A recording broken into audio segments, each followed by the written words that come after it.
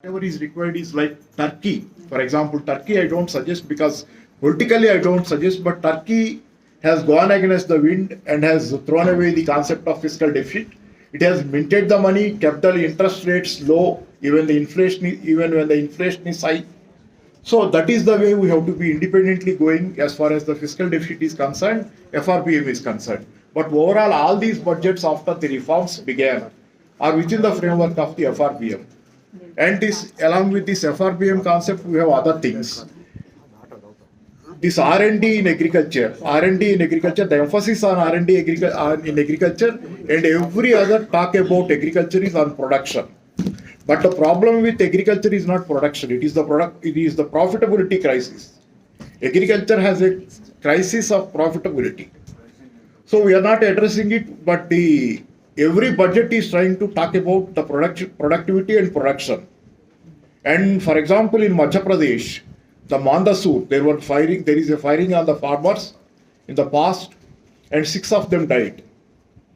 This crisis is because despite a lot of progress in agriculture in Madhya Pradesh, lot of production increase, productivity increase, the prices are coming down because when there is a lot of glut in the market, when there is more supply, prices are coming down.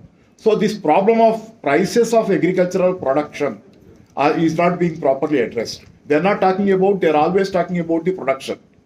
So when this is because of the terms of trade between the urban areas and the rural areas.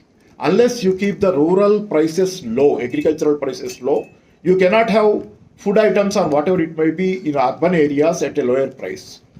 This is because if the food items rise in price, the urban employees and workers will go to strikes or whatever it might be, and that will be a pressure on the corporates.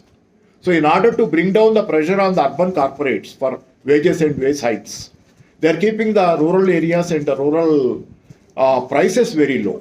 So this is where what I believe is that right now, if at all we have to focus on anything, our future action or activity should be focused on agricultural profitability. If you emphasize that, and if you talk about the terms of trade between urban and rural areas, it will be some sort of a revolutionary step forward, because the ruling classes can never accept this because they are for pro-urban, pro-corporate. So unless you reverse these terms of trade, you can never bring justice to the majority of the people in this country. That should be the major issue, and I propose for a sort of, that is my personal agenda. I think we need to have a national get together or discussion on agricultural profitability, and unequal terms of trade between the rural areas and the urban areas. This should be the heart of whatever we are going to do in future. This should be the crux of it. If we succeed in doing that, that will be a major reversal for the reforms whatever are happening now, neoliberal reforms. And lastly, this MSMEs and all, we should not forget demonetization is a crisis created by Modi. He told openly in COVID times that crisis is an opportunity for whatever we want to do. He is telling that.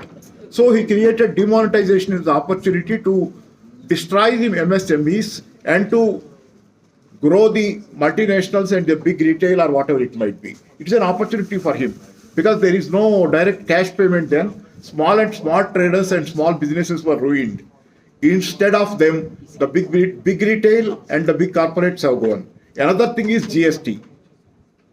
That is another sort of a crisis whereby the MSMEs were destroyed and the large industry encouraged. And the third, COVID, he took as an opportunity to encourage the large industry.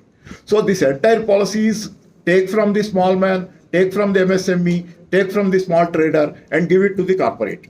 So this is the process that destroyed employment in this country and led to poverty. Thank you.